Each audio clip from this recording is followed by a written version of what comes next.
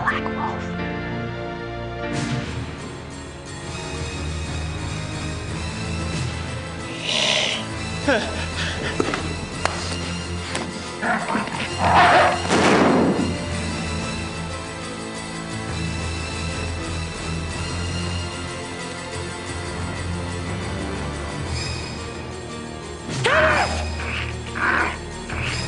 You must do it! Two wolves are missing from the zoo. Now the werewolf cannot harm the better with his own hand.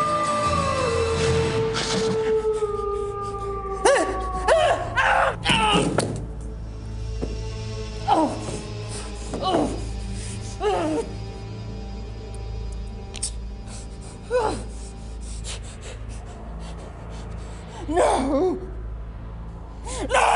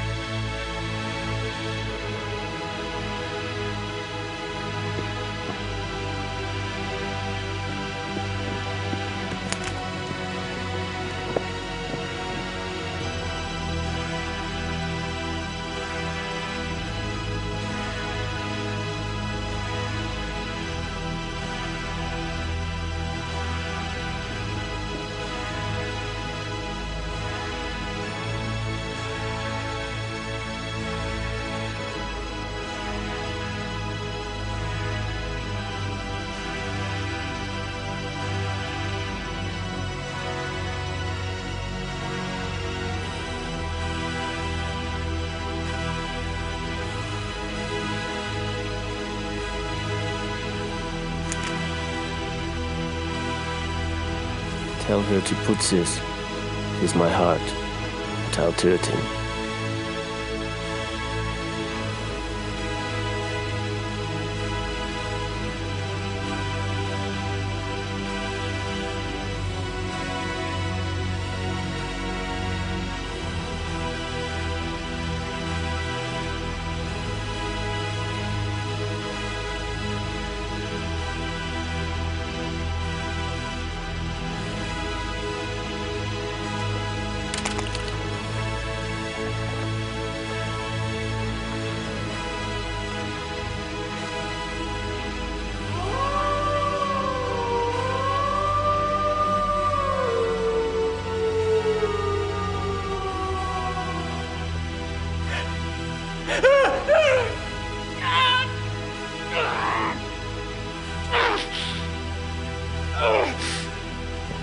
Gabriel!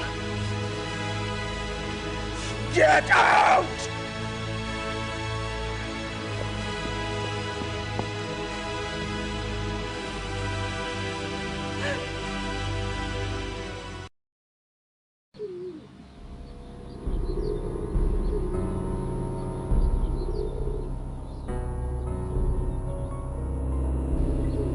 You have a visitor.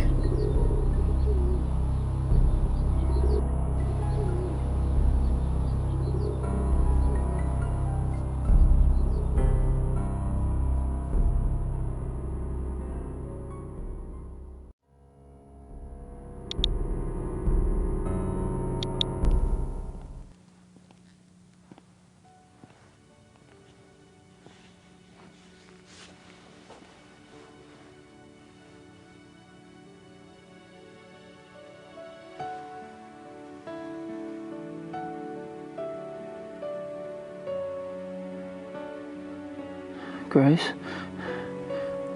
I'm right here. I fucked up. I know. It's okay.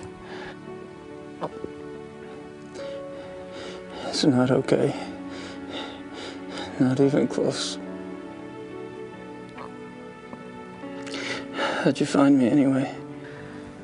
I ordered a deed of entitlement to issue to the Black Wolf. It came in yesterday, and von Glauer's name was on it. I threatened Werner Huber's life unless he told me where you were. Yeah, well... Unfortunately, your cavalry arrived too late this time. Well, if you hadn't been such an idiot refusing to tell me where you were, I might have been able to save your little butt days ago. Well, maybe I'd rather have it chewed off than have to deal with your gloating. You ever think of that?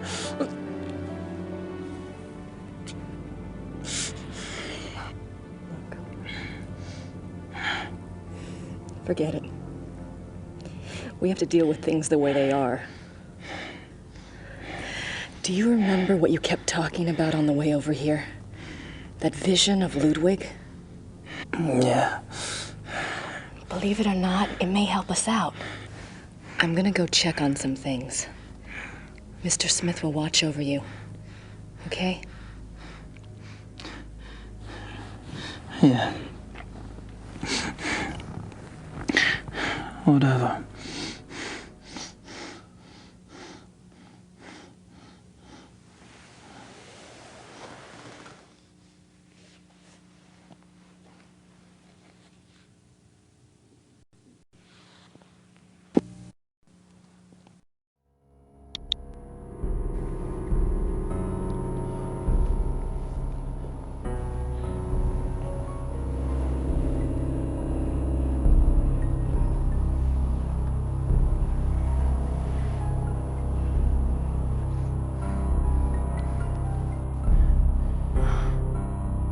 You're burning up. It's good conditioning for hell. You're going to be fine.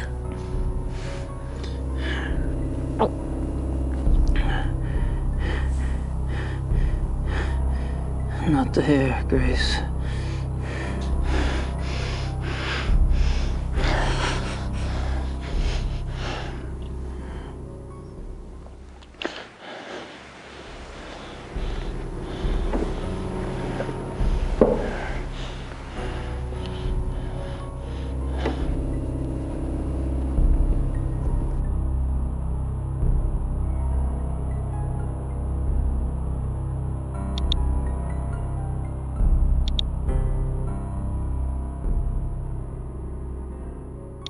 Gabriel will soon be adding his own marks around here.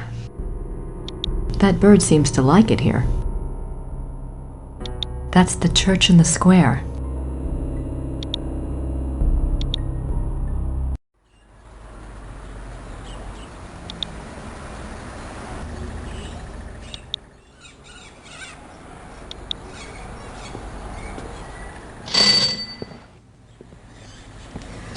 Grüß Gott, Frau Nakamura. Grüß Gott. Haben Sie etwas für mich? Nicht für Sie, aber für den Schattenjäger. For Gabriel. What is it?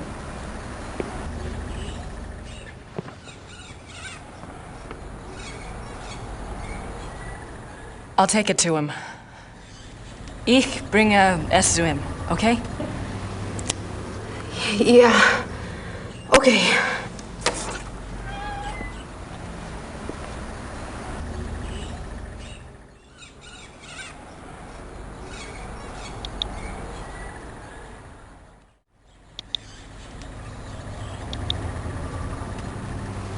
It's a letter from von Glauer, and he sent the Ritter talisman back too.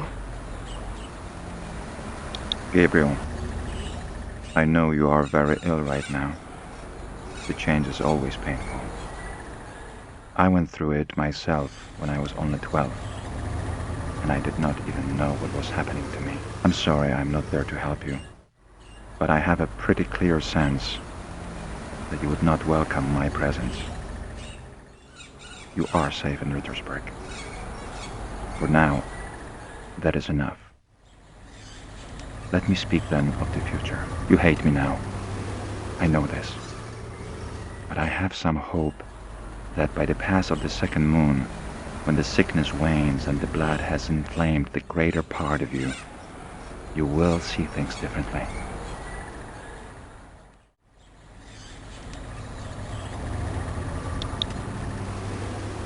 You will need me then, and I think you will want me then.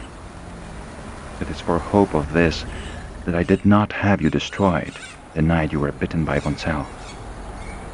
I could have done. You were passed out for hours at the lodge. It would have been a simple thing to wake the men, show them von Zell's corpse, and make up a story that would enrage them enough to kill you.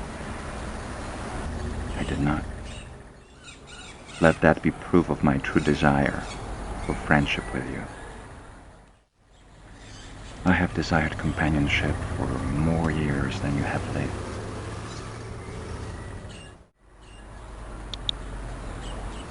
I have even very rarely taken the risk and changed others.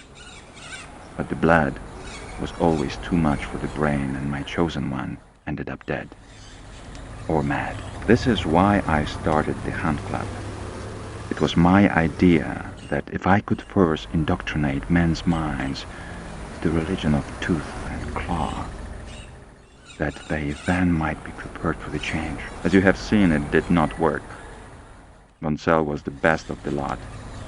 If he had turned out well, I would have taken the others. But there's no point in even trying with them now.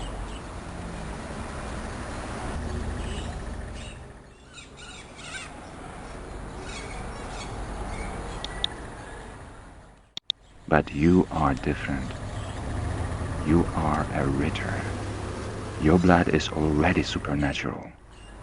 Yes, I know of your family. I have studied much over these long years. When we met, I felt somehow that you would not be destroyed by the gift. You have an enormous streak of the beast in you.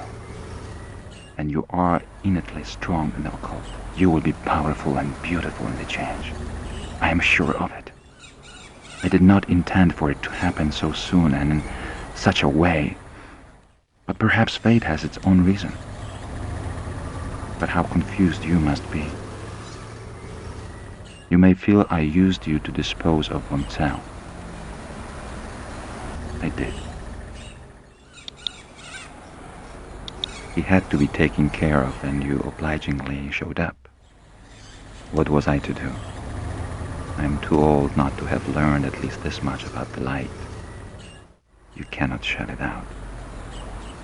Better to let it in and let it simply dim to adjust to the relative brightness inside. Think well on these things as your body adjusts. Think about meeting me in Munich in 2 months' time. We can leave Germany if you wish, and go anywhere you like. I will teach you how to hunt, how to live safe and well. You can feel the night wind on your face, taste the heartbeat of the kill beneath your jaws. It is glorious. Much more so than the priestly life the Schattenjäger offers. Don't confuse yourself with ideas of good and evil. Nature shows us that there are no such distinctions. You and I both inherited something from our fathers. Is your legacy any less of a curse or blessing than mine? Join me. Yours, Friedrich.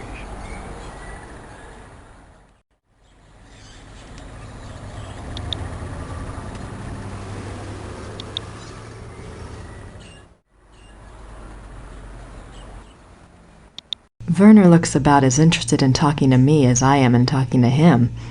He feels pretty bad about Gabriel.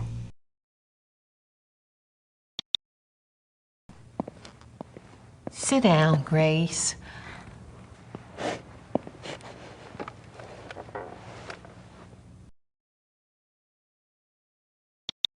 Gabriel seems awfully sick. Of course he does. His body's fighting that blood something fierce. You know, dear, I wouldn't count on Gabriel being pleasant or even cooperative. He is quite literally not himself. You think I shouldn't really let it bother me that he's being such a butthead? Don't worry, he's always like that. It will get worse. Do you think that we really need to keep him locked up in there? It seems so cruel. He'll be more at ease knowing he's locked up in there and can't harm anyone if he does change. I suppose so. His only chance now is the destruction of his maker. I know. Emile will watch over Gabriel in the dungeon? Yes, dear. Besides, you have other things to attend to, don't you? Yes, the opera. And the diagram, I have to get them. Do you think you'll be able to do that by yourself? Just watch me. Do you know anything about Altading? Yes, it's a pilgrimage shrine. Emma and I have been there, but I didn't know about the heart urns at the time. It's one of those places that vibrates with spiritual energy. It's very strong. I think they had the first miracle in, about the middle of the 1700s. But the Black Madonna herself is much older than that.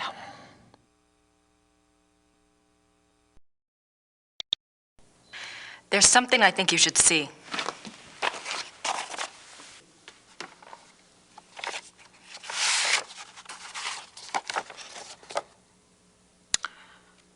Oh, my. Has Gabriel seen this? No. Well, my dear, I understand your reluctance, but it's his karma, you know? It's his choice. He's the son, you know, von Glauer. He's the son of von Rollick. Yes, I think you're right. And he wants Gabriel. So it seems. But that doesn't mean Gabriel wants that life. He didn't ask to be bitten. You don't know him like I do. Running on all fours wouldn't be a big stretch. I won't tell you the choice will be an easy one. But it's a battle he must fight. All you can do is believe in him. That's all you can do. Now you be careful.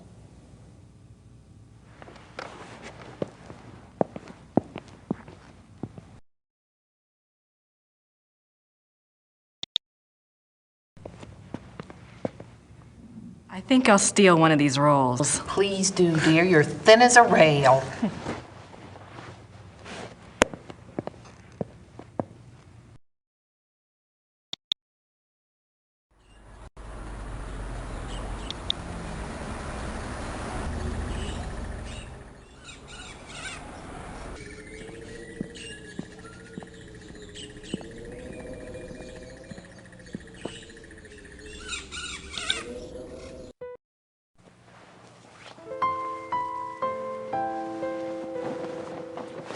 How is Gabriel?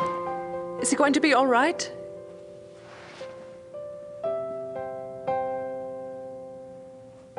He'll be fine, Gerda. Let me know if I can help. Sure. Thanks.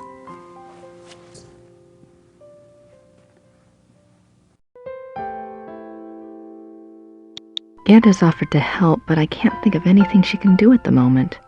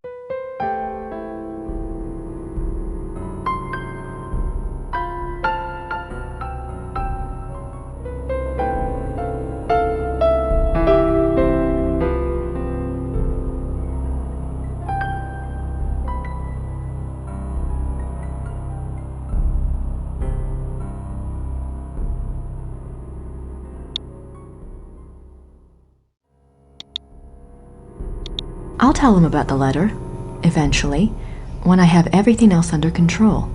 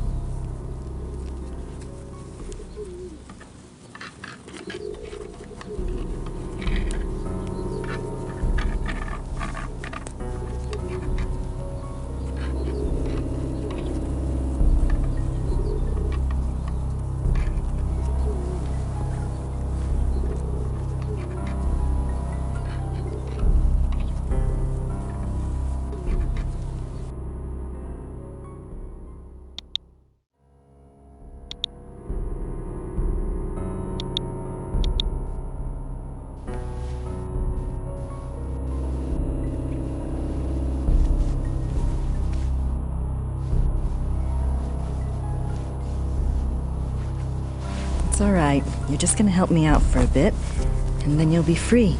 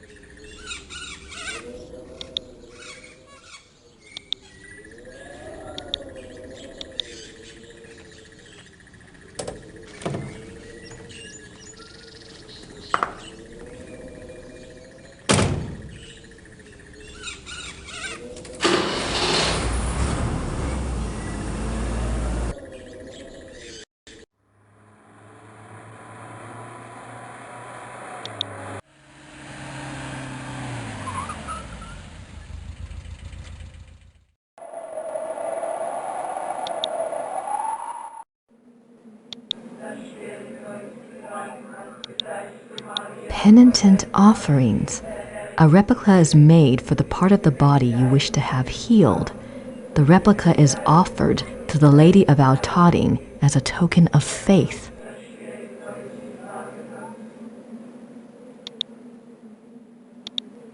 I wonder if these penitent gifts do any good.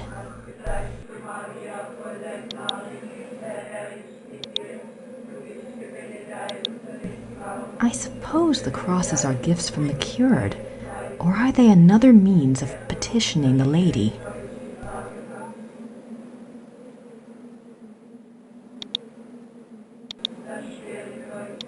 These all say, Maria hat geholfen, Mary helped.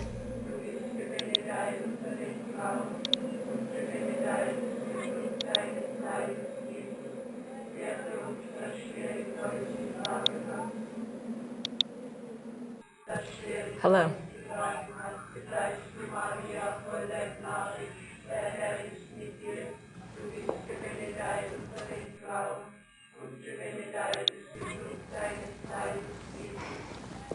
Grüß Gott. Is it possible to see Ludwig's heart urn? Das tut mir leid. Das Herz für Ludwig II. Von Bayern? Haben Sie das Herz? Das Herz. Herz. Oh, no, not my heart. I'm not sick.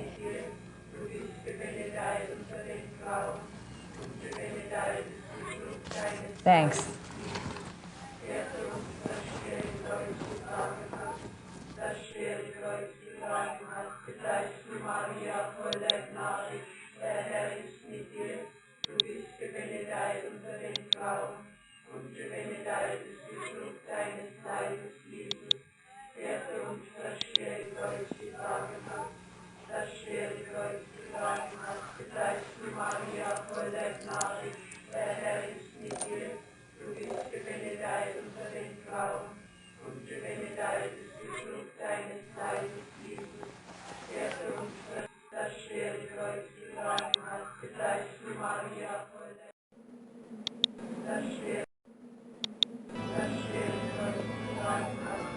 I'd better wait till the service is over.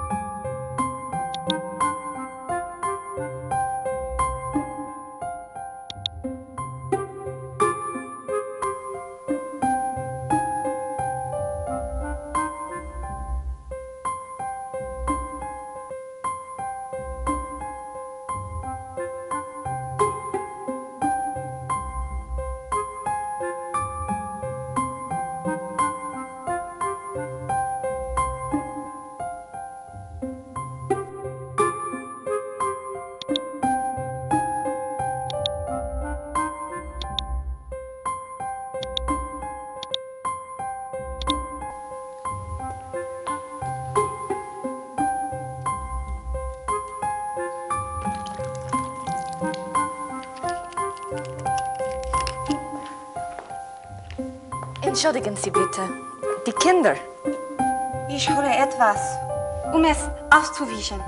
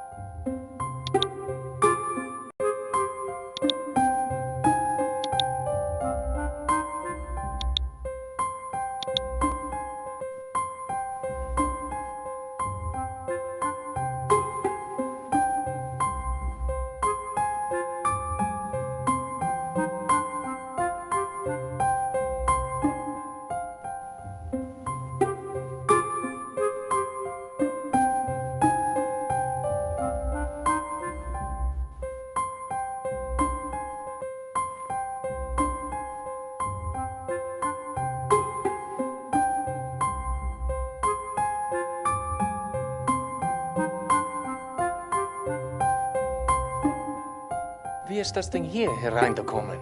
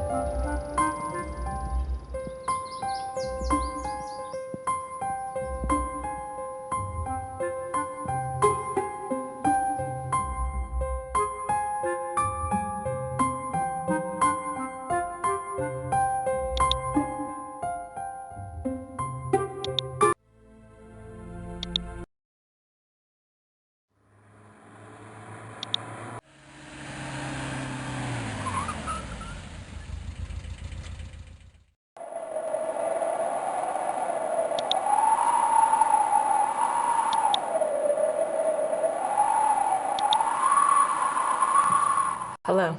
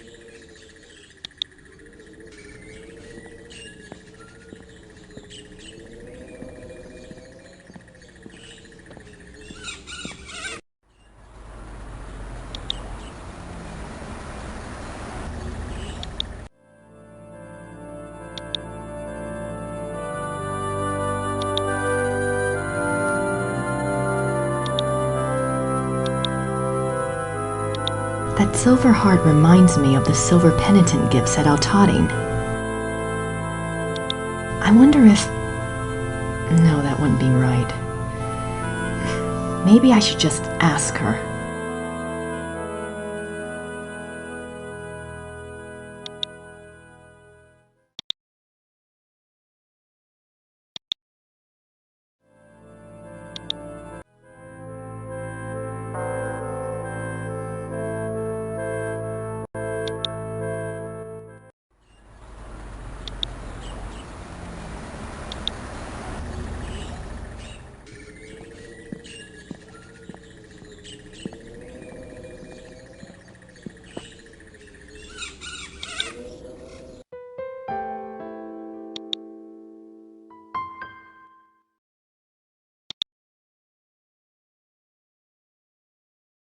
Gerda, I have something to ask you. It's really awful. What is it? You know the silver heart you got for Wolfgang's casket? Yes. If I paid you to have another one made, do you think I could take the one at St. George's? It's for Gabriel, isn't it? Yes. Take it. Wolfgang will understand. Thank you so much, Gerda.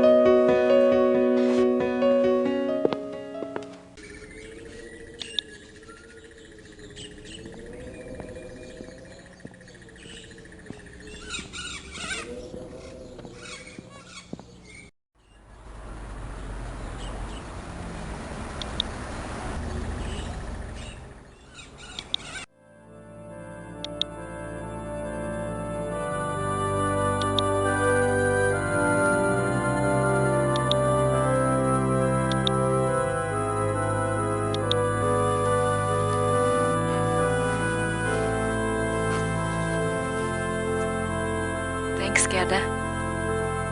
And Wolfgang.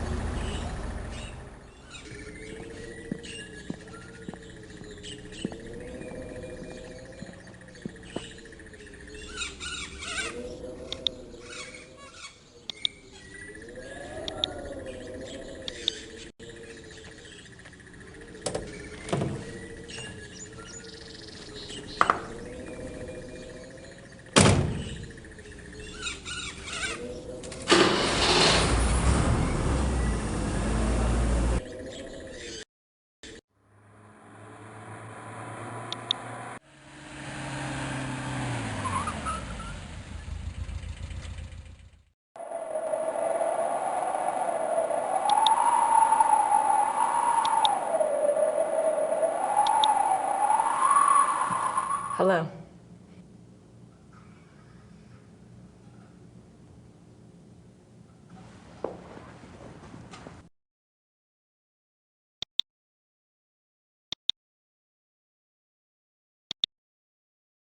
If you have a special prayer to make or wish to place a penitence offering, I can lead you to the shrine.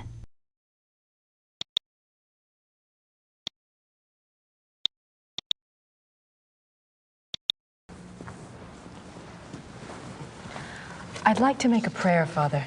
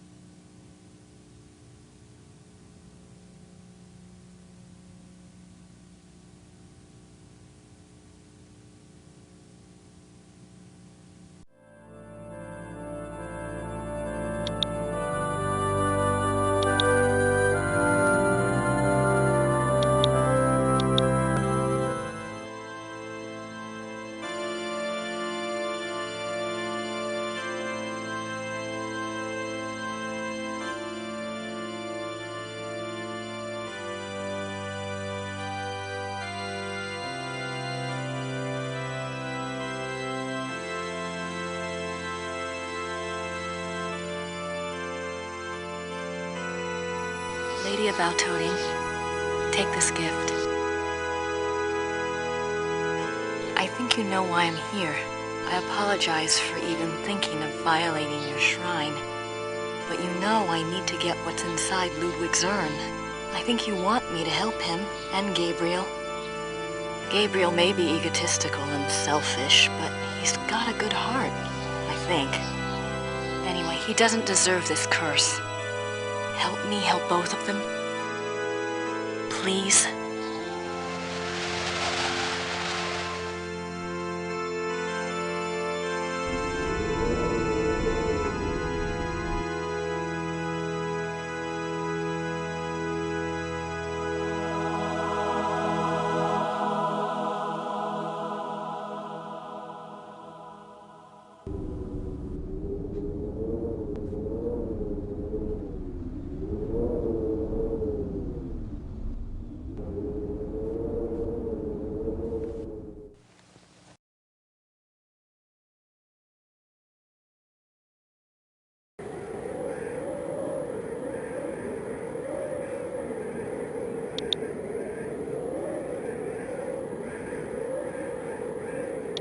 If I could get away with moving that chair, I could reach the urns.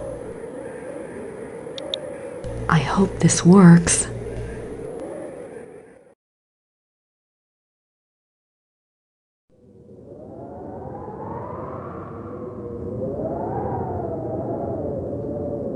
I only have a few seconds.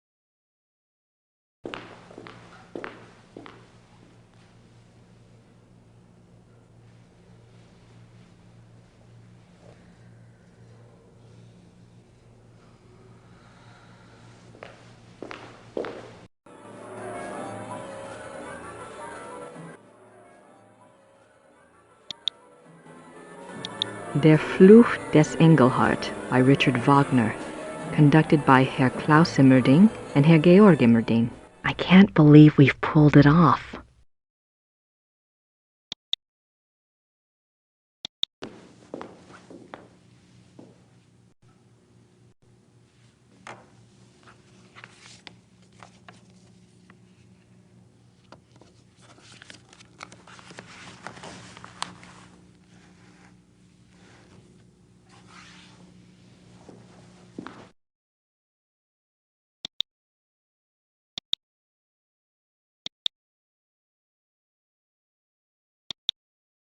The Curse of Engelhart by Richard Wagner.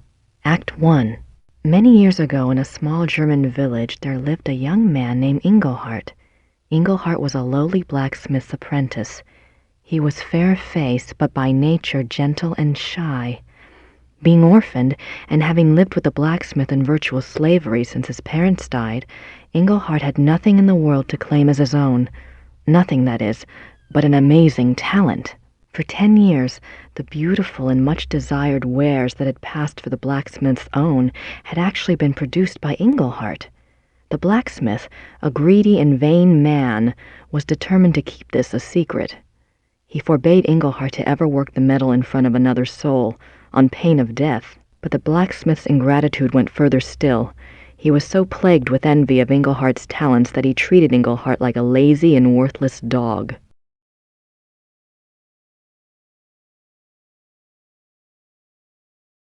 The other villagers, assuming that the blacksmith's behavior toward Engelhart must be deserved, followed suit. Now in the same town there lived a rich baron.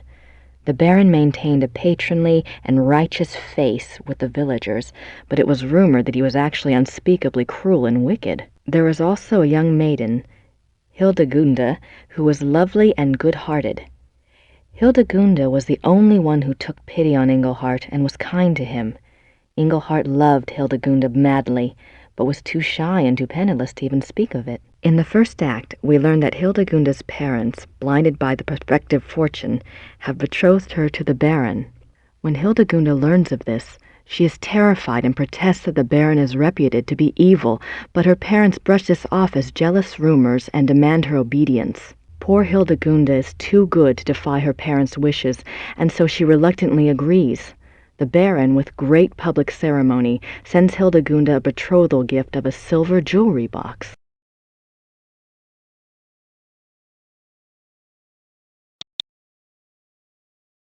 Hildegunde, overcome by her fear and anger at the betrothal, casts the jewelry box into the fire. She is immediately remorseful and pulls it out, but it is too late. The delicate silver has been badly marred. Hildegunde fears for her life when she sees the damage. She is afraid the blacksmith would report the damage to the Baron, so she approaches Engelhart and begs him to help her. Engelhart thinks of his master's warning, but determines to disregard it for Hildegunde's sake. He melts down the silver and constructs another box even more beautiful than the first. When Hildegunde sees his great artistic skill, she falls in love with him. The two come together in an aria of love, but their bliss is momentary. What about the betrothal?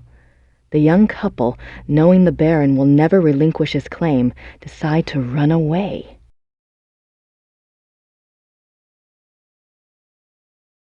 Act 2. The Baron learns of Hildegunde and Engelhart's disappearance. He is so furious that he hires hunters to track the pair down. Hildegunde and Engelhart are found and arrested.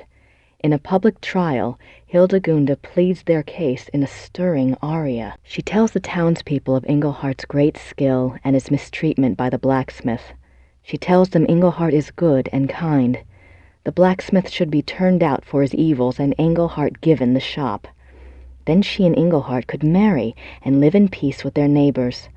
Her parents chose a groom for her, but she begs to be allowed her own choice. It is then the Baron's turn to speak. He declares that he has been terribly injured, a victim of a wayward girl. His marriage claim was first. There can be no other. He implies that if the villagers do not help him make it right, he will remove his aid from the village coffers. Then the Baron turns to Engelhart.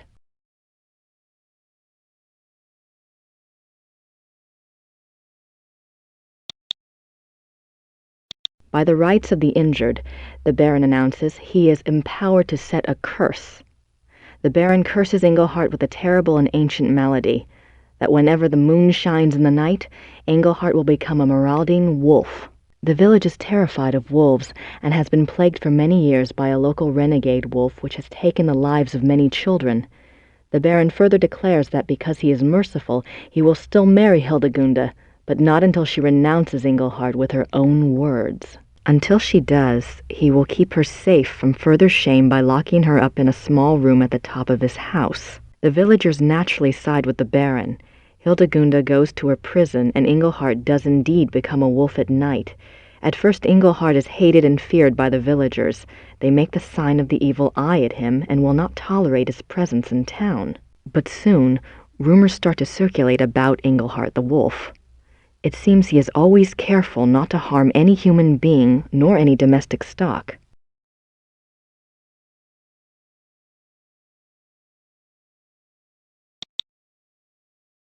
Act 3. The final act begins with the wedding feast for Hildegunda and the Baron. Hildegunda has cooperated due to her fear for her parents' lives, but now that the service is over, she is horrified to find herself that Baron's wife, and is mourning her final separation from Engelhart. After her poignant opening aria, the Baron approaches her and tries to draw her back to the party. He calls for the entertainment, hoping to cheer her up. In strides a traveling show of minstrels. They wear comic costumes and full face paint and immediately proceed to play and juggle for the crowd. One of them, a mime with a tragic frown painted on his face, seems to want to hover near and amuse the bride. She keeps brushing him off, clearly depressed and tearful, and he does his best to make her laugh. After the amusing antics of the minstrel's first song, the tone changes and the minstrel's music grows dark and theatrical.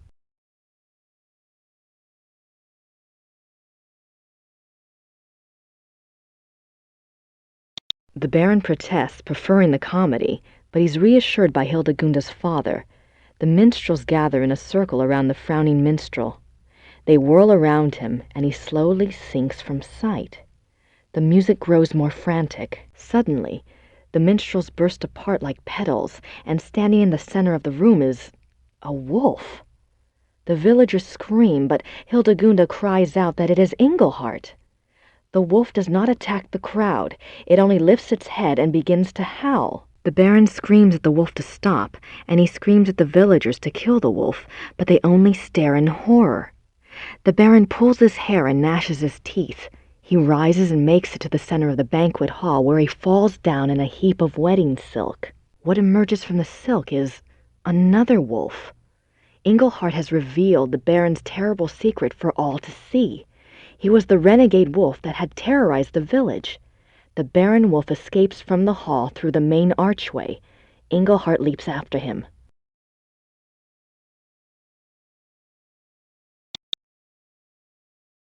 The villagers rally in a cry of horror and fury. One of the men grabs an axe from the wall and entreats the others to follow. They will stalk and kill the murderous wolf. The villagers storm through the archway. Hildegunda follows. The final scene takes place in the woods outside the village. The villagers hunt the two wolves.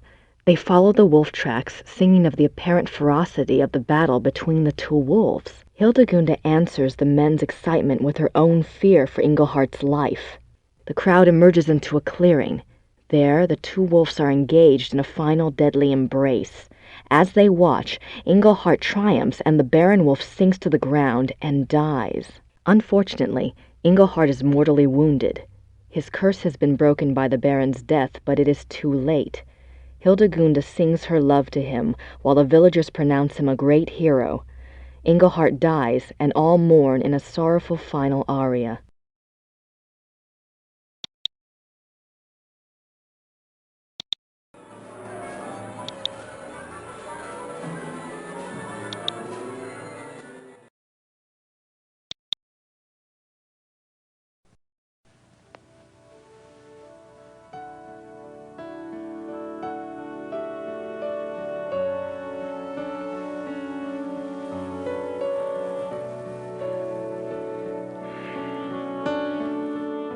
How do you feel?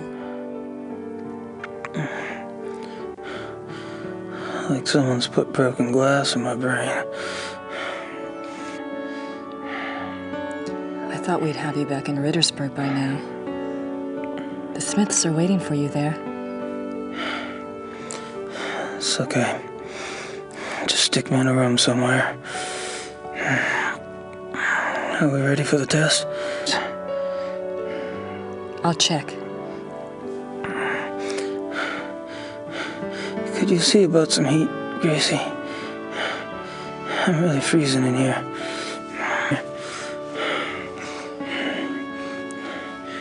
Are you cold?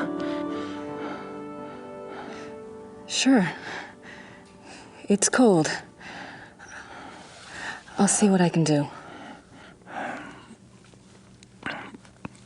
Good. You do that.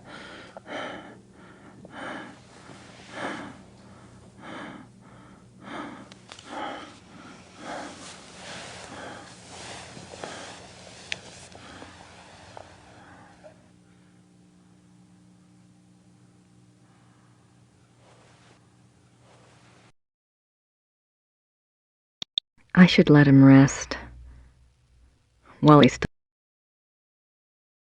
I should let him rest. While he still can.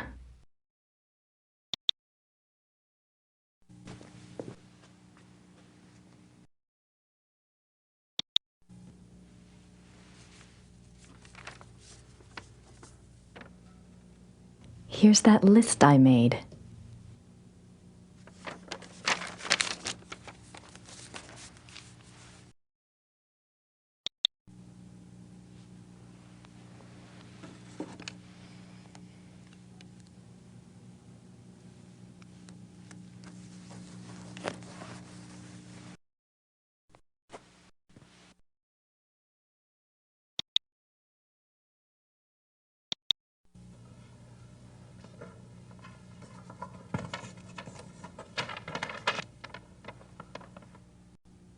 A seating chart.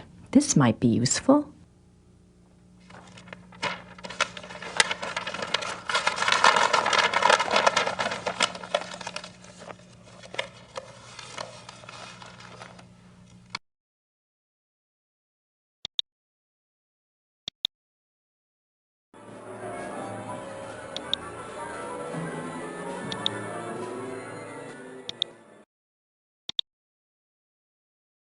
The Mittelloge. That looks like the best box in the house.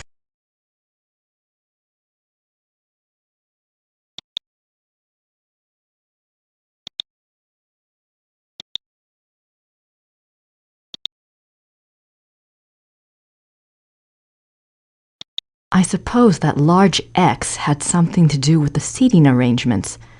It's in a nice line from the chandeliers.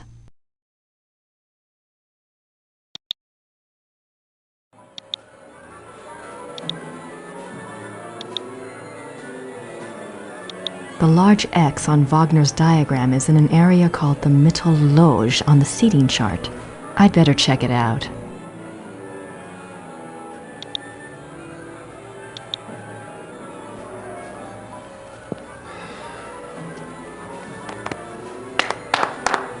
We have 1 hour, people.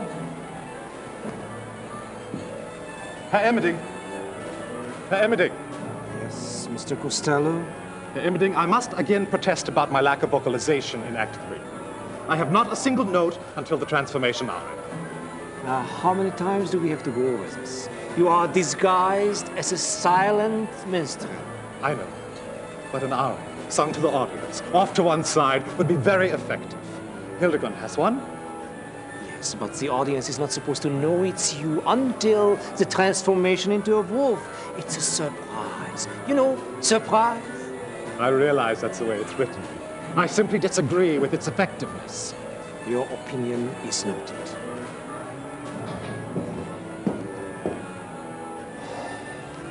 It's time to get ready, Georg. You go. I want to go over this one more time.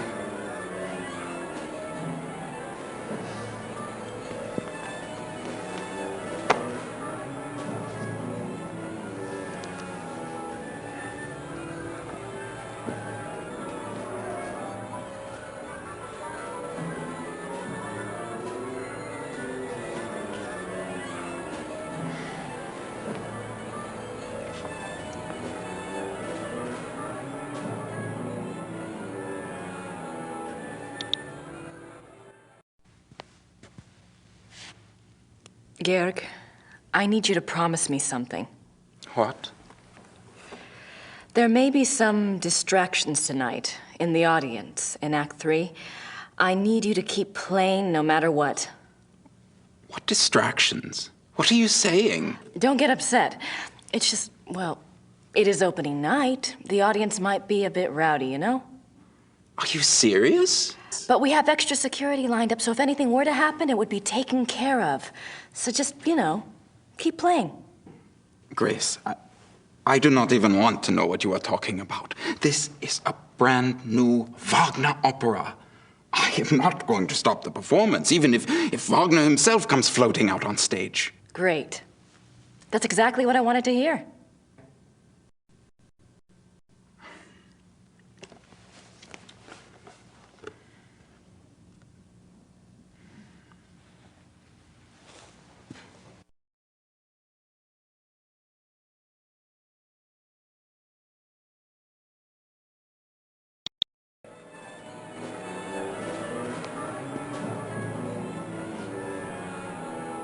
Herr Silbermeyer, I know you're working as fast as you can, but we're opening in less than an hour. I really need to run through some music once you're done. Why music? They will not fall down. I'm sure they won't, but look, you told me they'd be done by noon. You are lucky that we could even make them in so little time. And then we drive them here special this morning. I know that. I know. You've been great. It's just... Is everything at least going according to the diagram? Yeah, we make it work. What do you mean we make it work? This diagram is not so good. We make changes, yeah? Oh my God.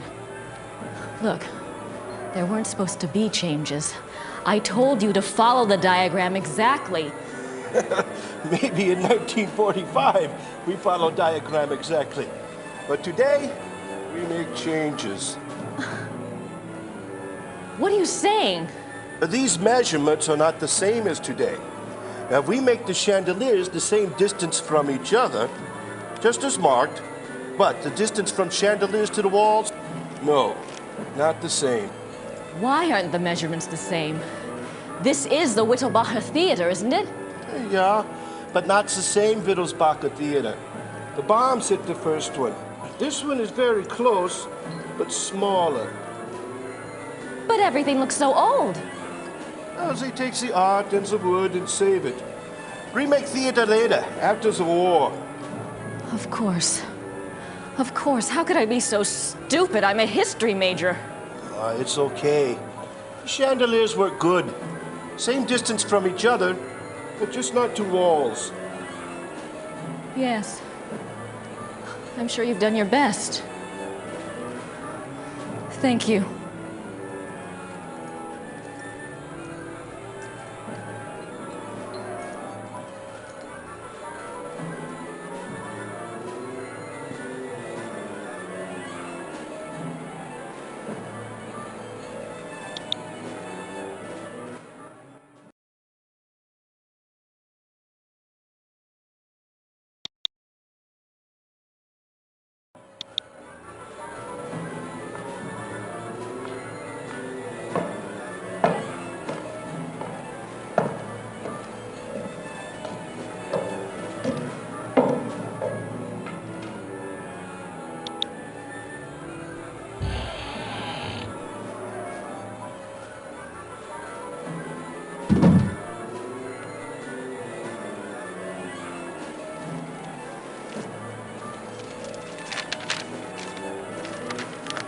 This is definitely the Mittelloge. According to Wagner, von Glauer gets seated here. Lieber too. Now I just need to find a way to block the doors.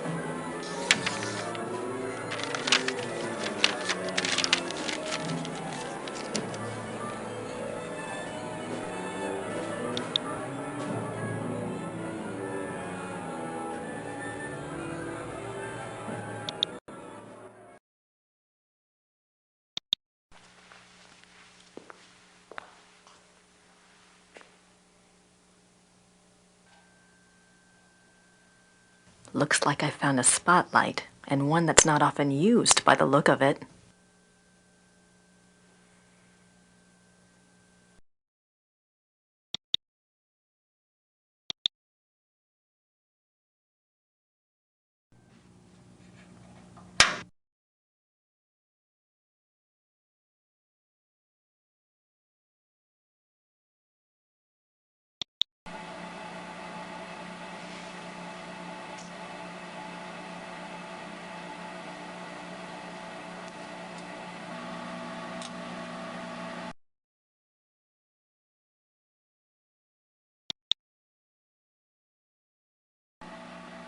perfect.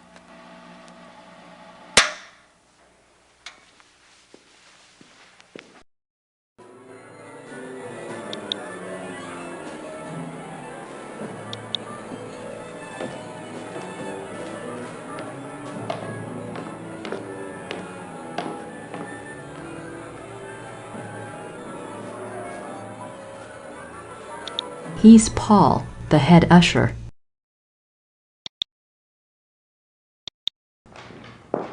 Paul. Yeah. You're going to see 2 special invitations tonight. One is addressed to a man named Baron von Glauer, the other is Kommissar Lieber. Both will be seated in the Mittelloge. I have it marked here. No problem. Oh, and when Kommissar Lieber arrives, please find me. I need to speak with him before he's seated. Yes, Frau Nakamura.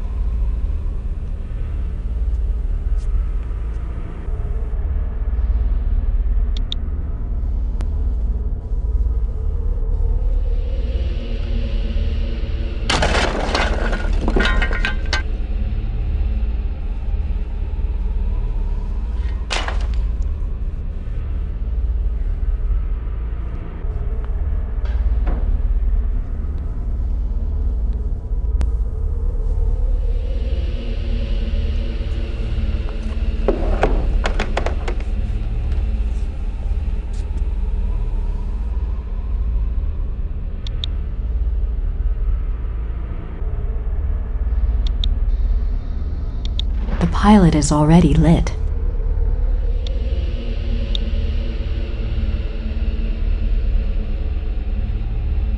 There we go.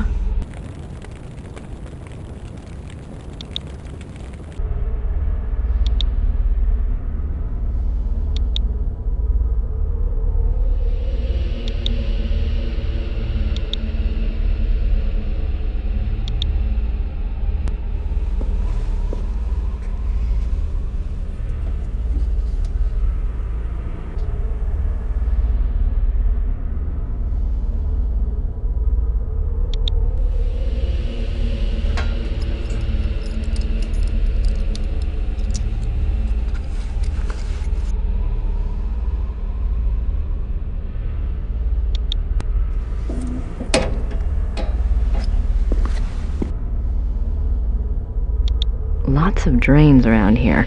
At least they don't have to worry about flooding.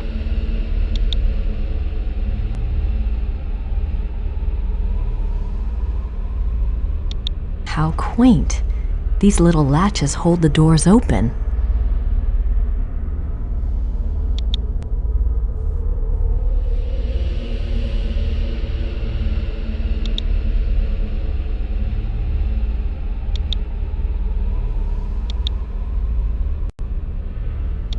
Cool air's coming in through that vent. It must lead outside.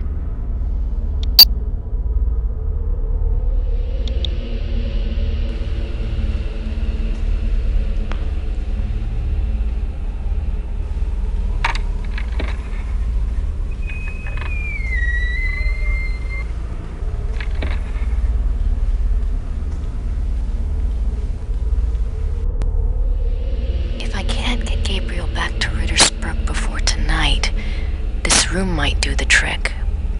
But I need to be able to lock it. A lot of theater junk.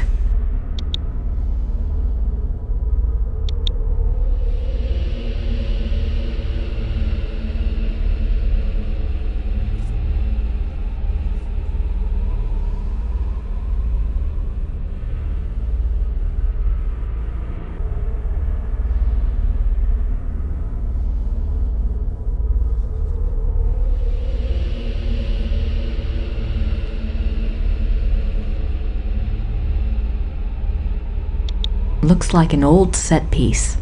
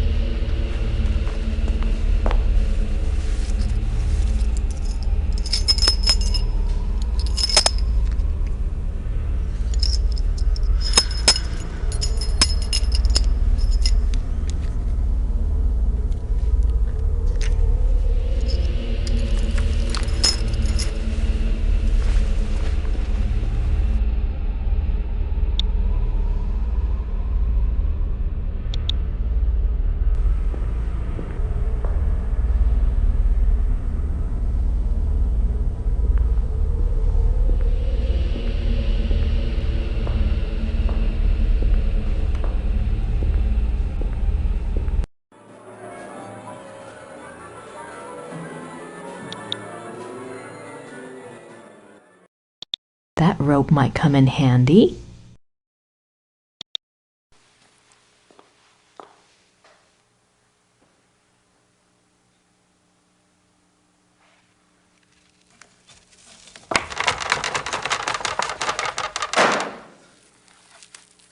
Oops.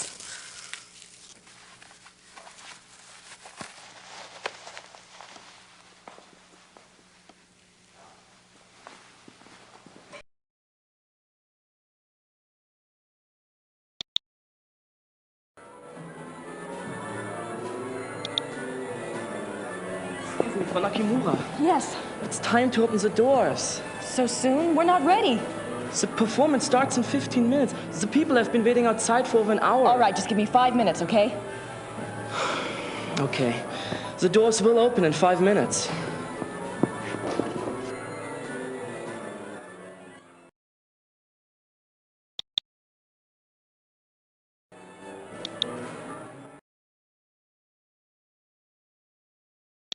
I'm not ready to get dressed yet.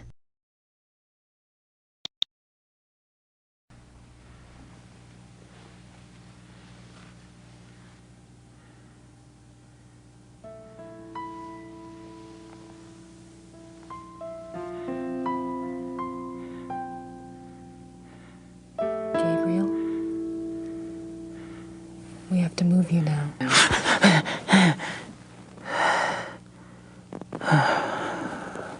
Sorry. Is it time for the test? No, we don't have time. I found a safe place for you downstairs. You'll be all right there. But the test? It's too late to change anything now, even if we could test it. Come on.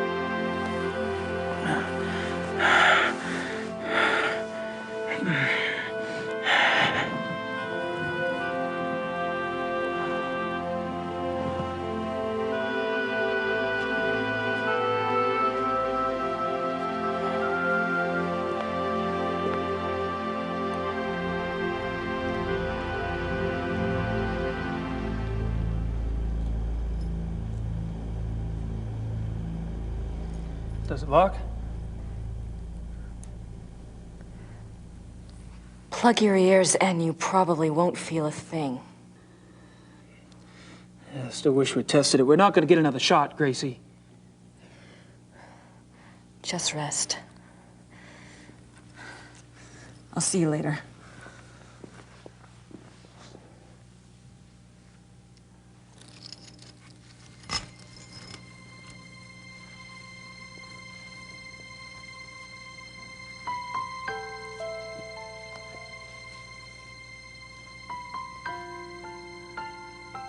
Gabriel? What? I have to tell you something. I screwed up. What are you talking about, Gracie? The chandelier foreman had to change the measurements. It's the theater. It's not the same Whittlbacher theater. It's been rebuilt, and this one is smaller. I'm not sure the crystals will work. I can't believe we did this. God damn you, Gracie! You did it on purpose, didn't you? Gabriel! Open the door! Open the goddamn door! No. You open the door this minute. If you can't manage a simple goddamn fucking diagram, I'll take care of things myself! Myself, do you hear me? Open it! I'm sorry. I'll do the best I can. Gracie! Gracie!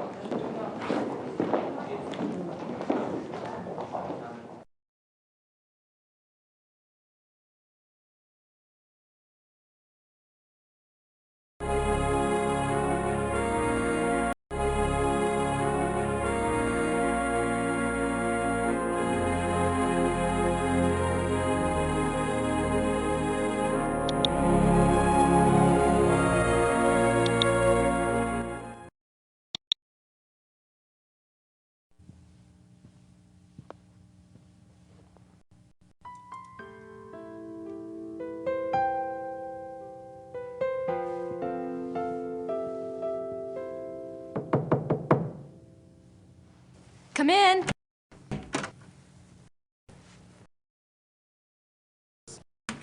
Kommissar Lieber, at your service. I'm one of the show's producers, Herr Lieber. Thank you so much for helping us out this evening. You came with another officer and you came armed, is that correct? Just as the invitation specified. But why did you ask me? The Ordnungspolizei usually supply extra security. One of our producers is a fan of yours. We needed the extra security, and he wanted to make sure you got good seats for tonight's performance. Oh, they are very good seats, very generous. But is there some specific trouble you're expecting this evening? Believe me when I say that nothing at all will probably happen. I hope you're all right. I would like to meet this van after the performance. I hope that will be possible, Kommissar. Thank you again. My pleasure.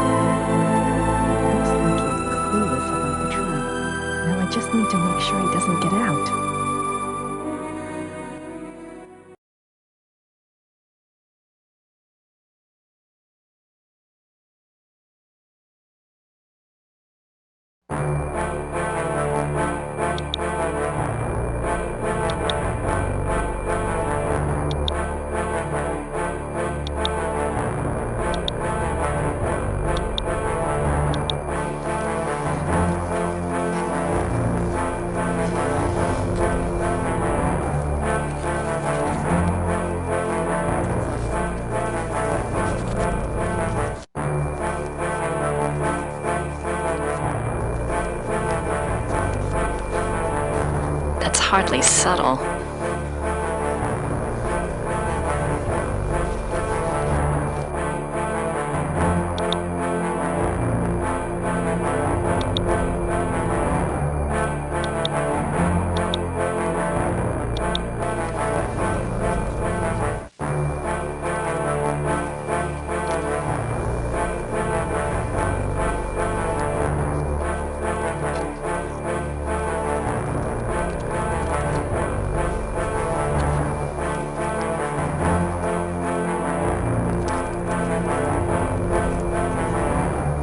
Now it's up to Wagner.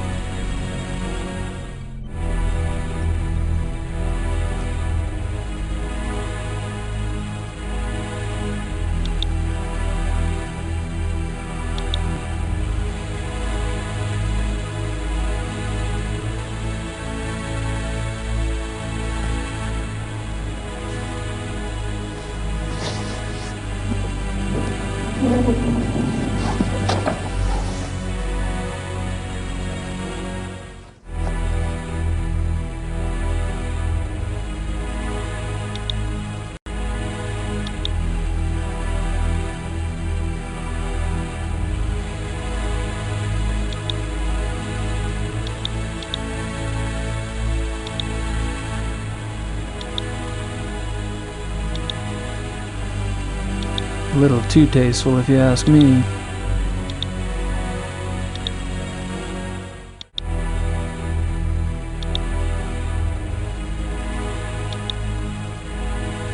Brilliant prose, if I do say so myself.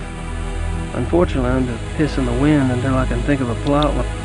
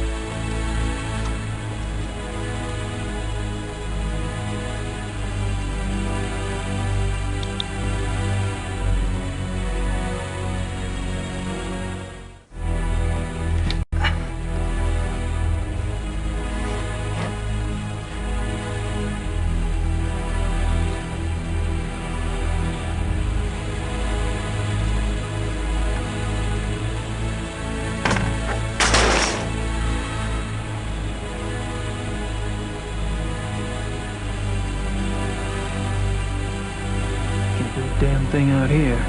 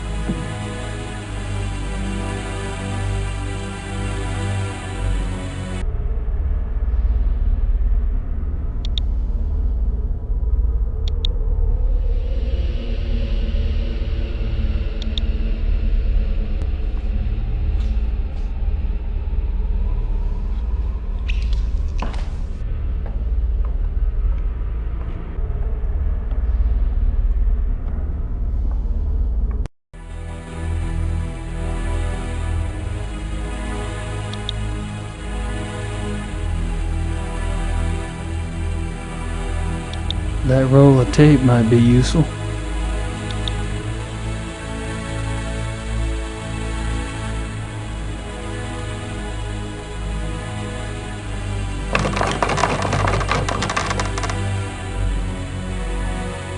Oops.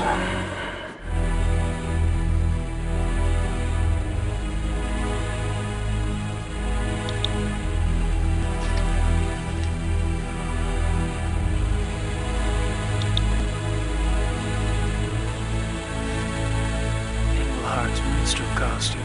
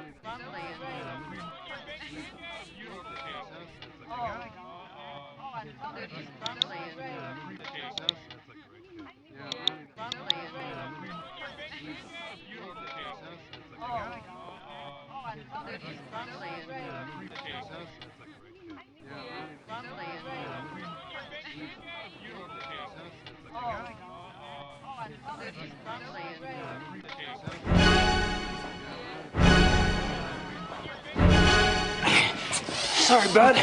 You're just one Engelhart too many.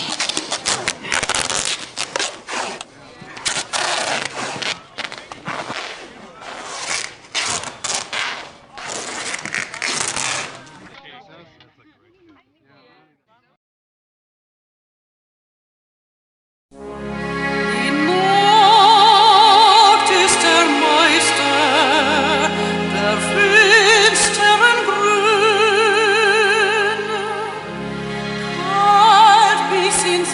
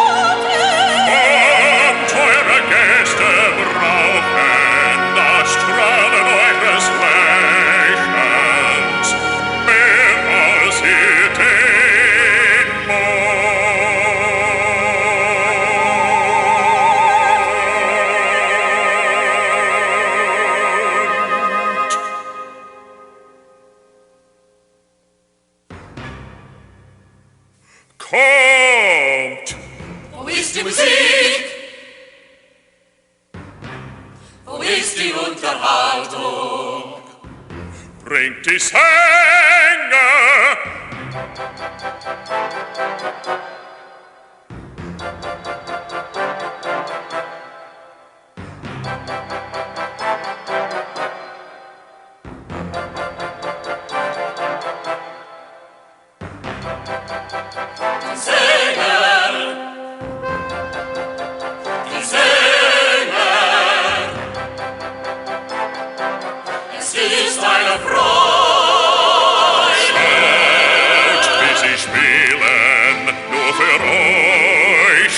Immerfort, seht nur den Dicken und auch den Dummen dort.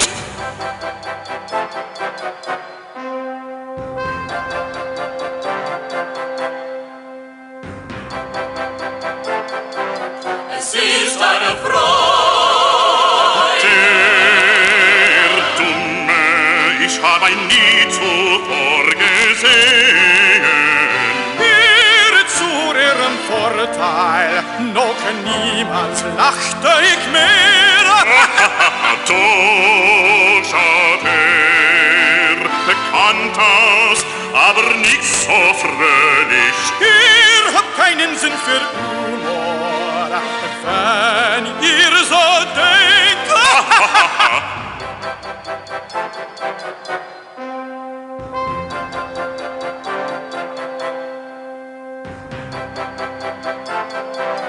Es ist eine Freude.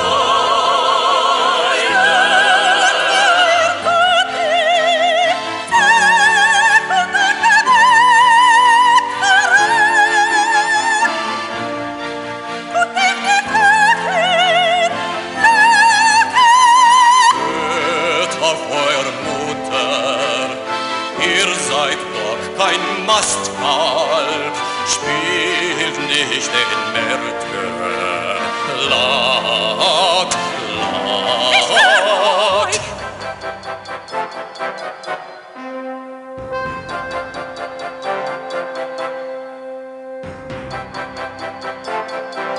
Es ist eine Freude.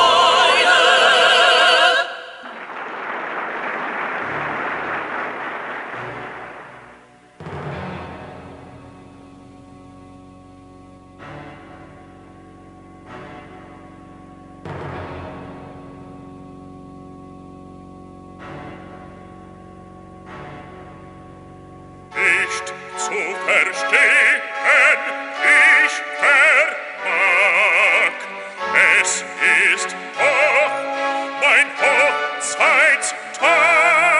Der Jäger, beschleicht sein Opfer. Es ist nur ein Scherz, Baron. Ich hoffe, Sie fangen den Dummen. Euer Witz ist so stumpf wie eure Schwerter Schmied. Der Jäger, beschleicht sein Opfer.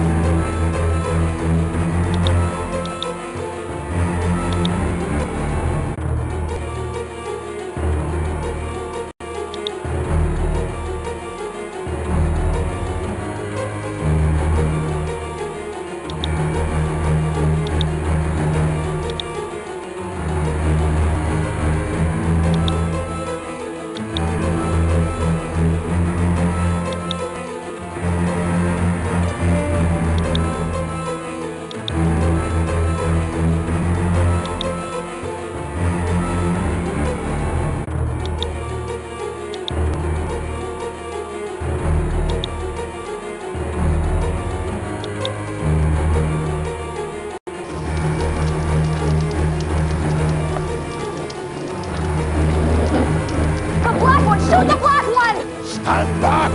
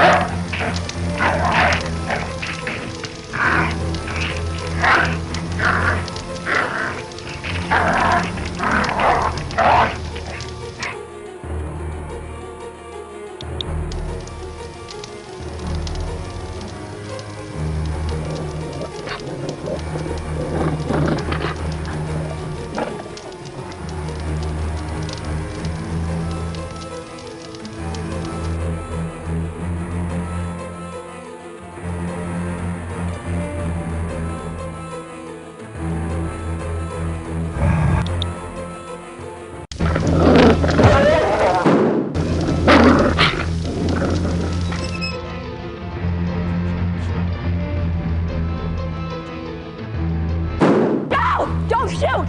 Let him go! Let him go.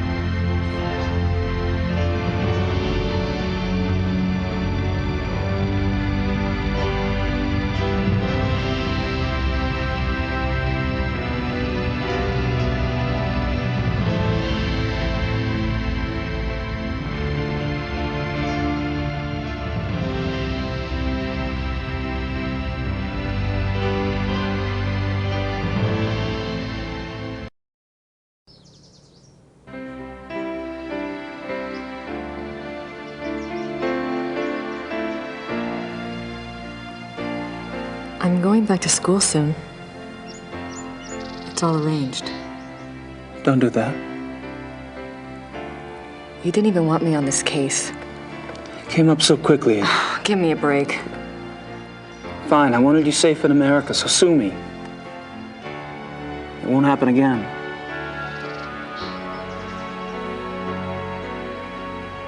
It won't.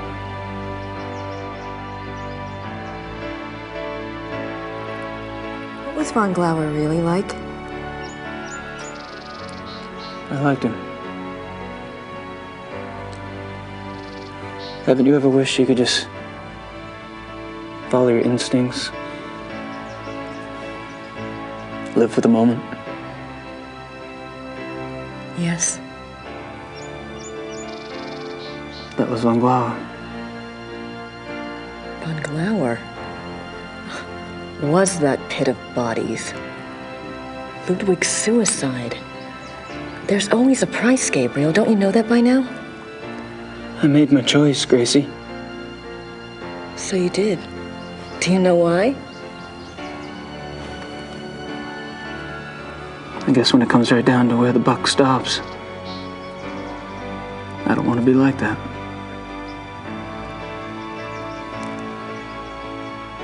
I don't want to be like that, Gracie.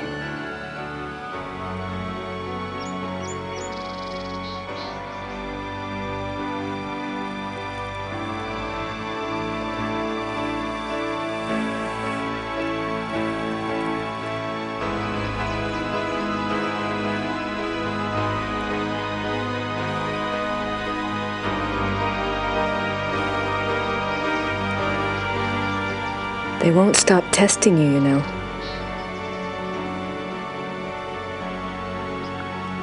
It'll get easier, though.